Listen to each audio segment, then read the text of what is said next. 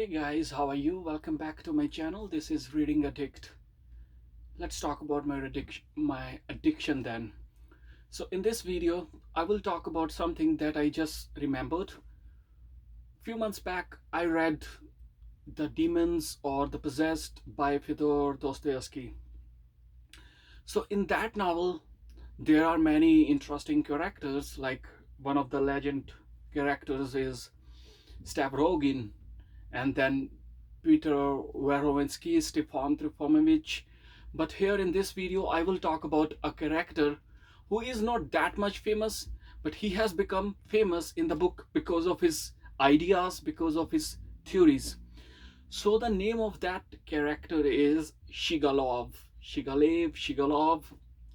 He is a democratic radical.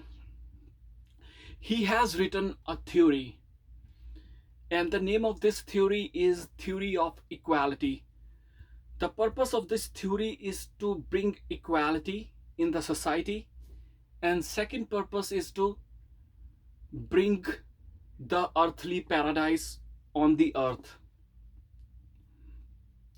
That means to go back to the period when the man was innocent, when he didn't eat the apple.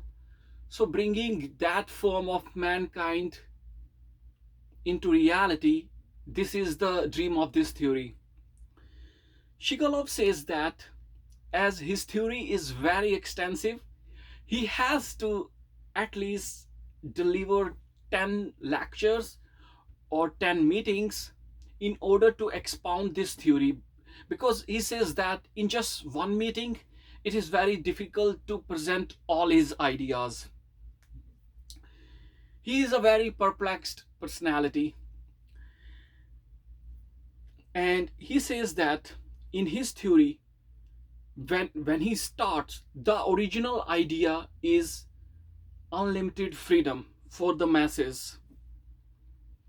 And then when he comes to the conclusion of this theory, he says that there will be unlimited despotism.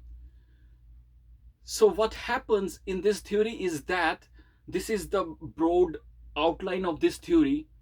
He says that people will be divided into two groups.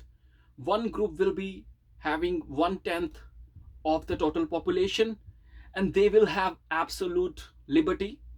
They will have despotic power, and they will be like rulers. They will be the main persons in the society. On the other hand, the 90% of the population, they will have to surrender their individuality. They will have to give up their identity, and interestingly, there will be no free will. There will be no will that they have, and in a way they will be acting as a herd or acting as a slaves. So that society will be composed of slaves. As you can see that if there are rulers and the other 90% are slaves, what kind of society it will become? So what will happen to that 90% is that, according to Shigalev's theory, that after a series of regeneration and after proper re-education, those 90% of people will become primeval innocent. They will gain or revert back to their previous innocent state which they had in the past. In that way, they will become the creature of paradise, the innocent creatures. So this is the mechanism of Shigalev to bring back the earthly paradise and apply it into this society, and to attain uh, this system with his theory. So that is like most of the things about Shigalev's theory. And fortunately, in the novel, this theory was not implemented because of certain reasons, certain events. Shigalev had to step back because certain events were not in alignment with his principles. But this theory is something in itself is very unique, and I don't want to see this theory implementing in our society. You can imagine yourself that what will happen if we implement this theory in our society.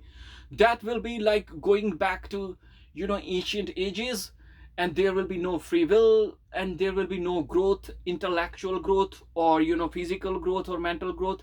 Everything will be, at a standstill, and humanity will be at its collapse. So fortunately we don't have this theory, and that's the thing, guys, that I wanted to discuss with you. And interestingly, Shigalov says that his theory is very logical, because when you retrain and re-educate human beings, they change after some period of time. So he says that his theory is mathematically correct, it's logical, based on human nature. So guys, you decide yourself, what does Shigalov theory is in your eyes. And that's all I wanted to discuss with you guys. Have a nice time. Bye bye.